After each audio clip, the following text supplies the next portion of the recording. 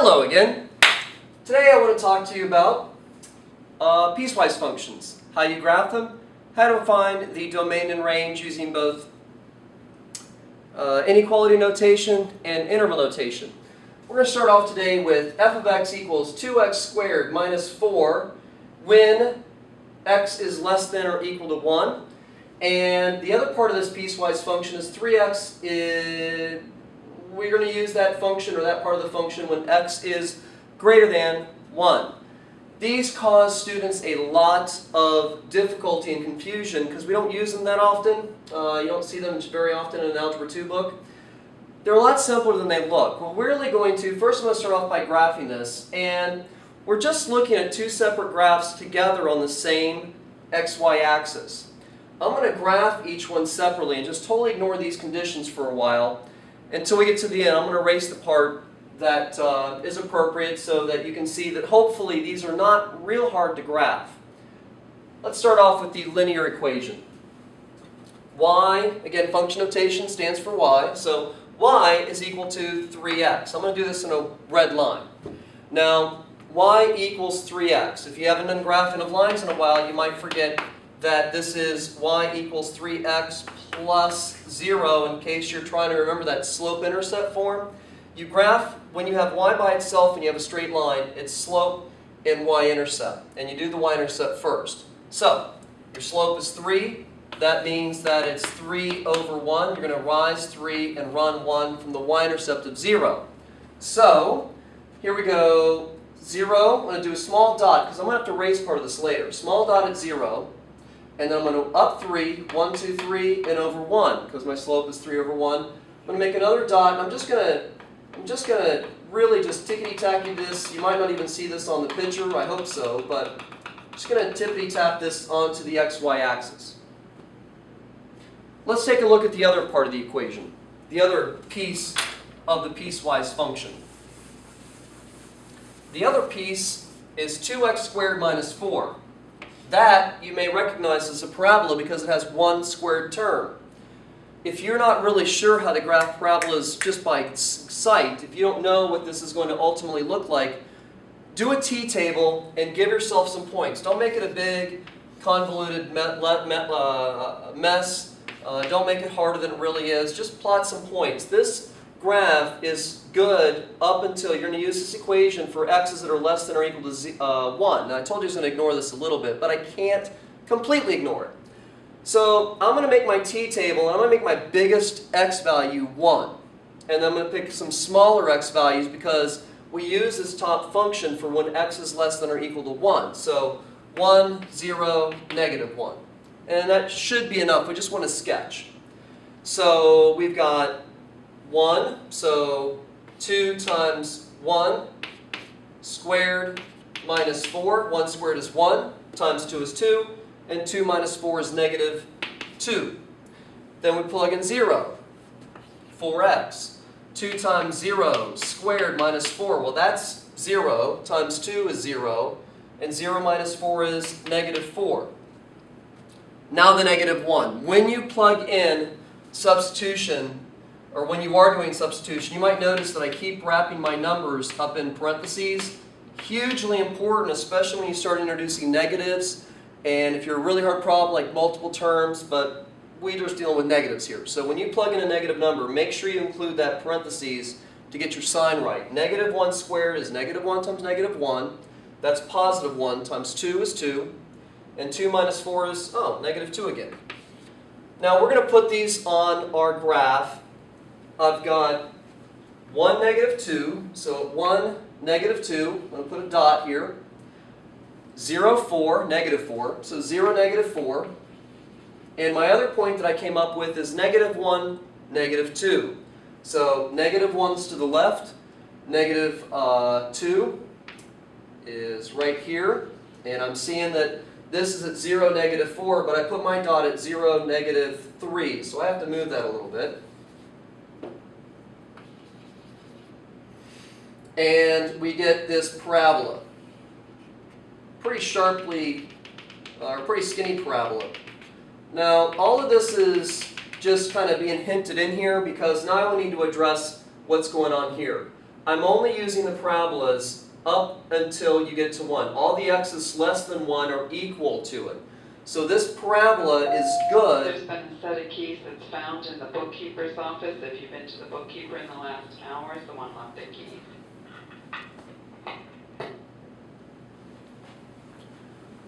So I'm going to include or darken up this dotted line up until I get to my x value of 1. And I'm going to put a solid dot because I'm going and I'm using the parabola up until I use the value of 1. So a solid dot goes there. And I have my parabola.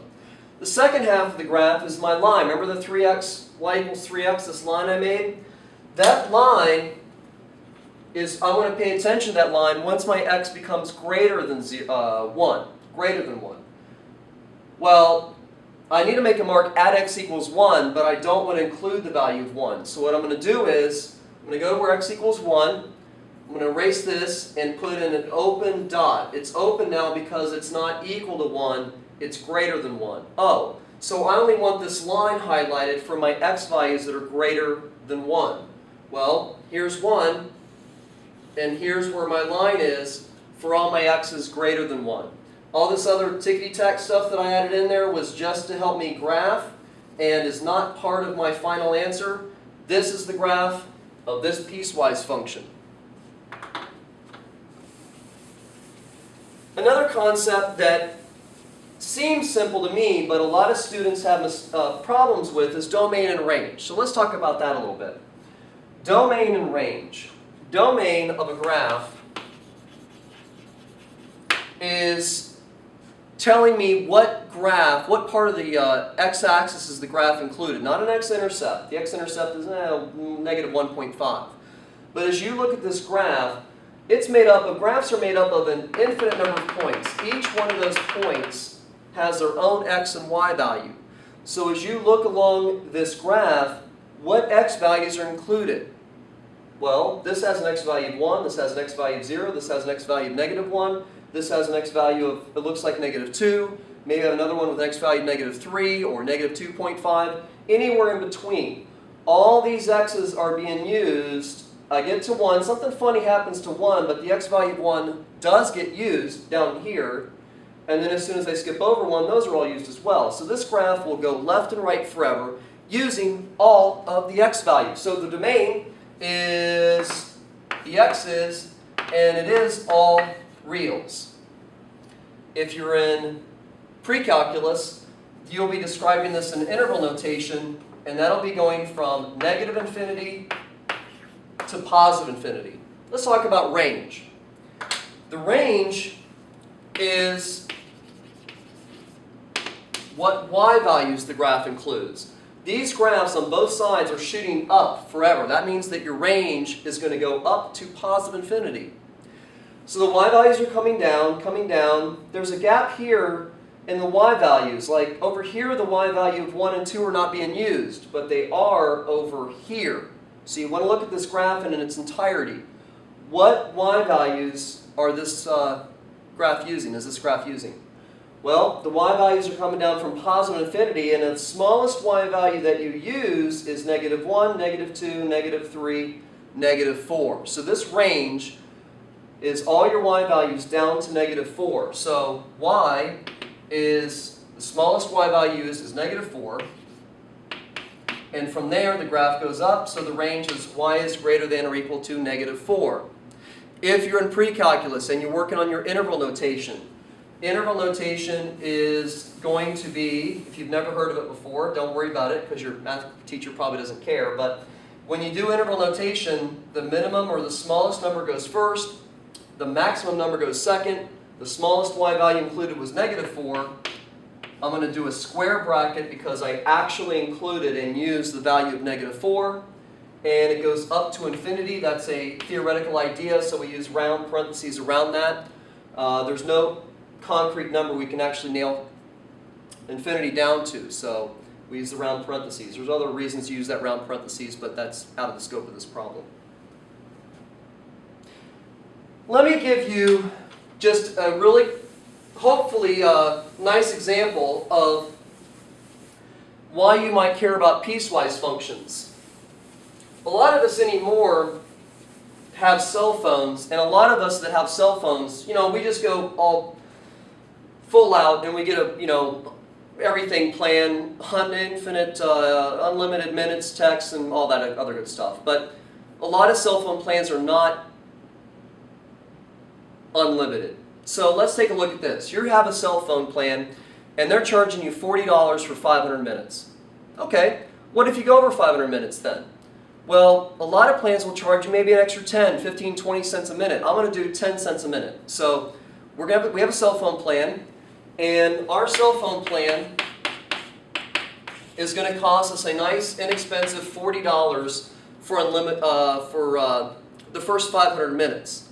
So we're going to spend $40, and we're going to let X be the number of minutes. And this $40 is good up until I use up my 500 minutes. Now after that, I'm going to spend more money. They're going to start charging me 10 cents a minute over that 500 minutes. This is what this looks like. What is your bill going to be after 500 minutes? Well, it's going to be $40 plus the number of minutes used over 500. So it's going to be X minus 500 times 10 cents. And this is the equation we're going to use if we use over 500 minutes. Again, your bill is going to be $40, period, whether you use all your minutes or not. If you go over your minutes, your bill is going to be calculated by $40 plus, well, this X minus 500 will tell you how many minutes over 500 you used times 0.10. So our cell phone bills are actually a piecewise function. If you want to graph that, I'm going to do just a sketch of this. Here's $40 on your cost, and it stays flat until you use up your 500 minutes. After that, your costs start to go up 10 cents a minute. So the slope of this line is going to be 0.1. If you want another point on that line besides 500, 40, then just come into here and say, okay, well, what if I used 600 minutes? Well, it's $40 plus 600 minus 500 times 0.1. $40 plus 600 times 500 is 100 times 0.1. 100 minutes times 10 cents a minute is another $10. So 40 plus 10 is $50. Now your bill is $50, not 40 like you expected. So you have another point out here at 600 minutes. And that 600 minutes is costing you $50 instead of 40. And there's the second part of your piecewise function. Thank you very much. Bye!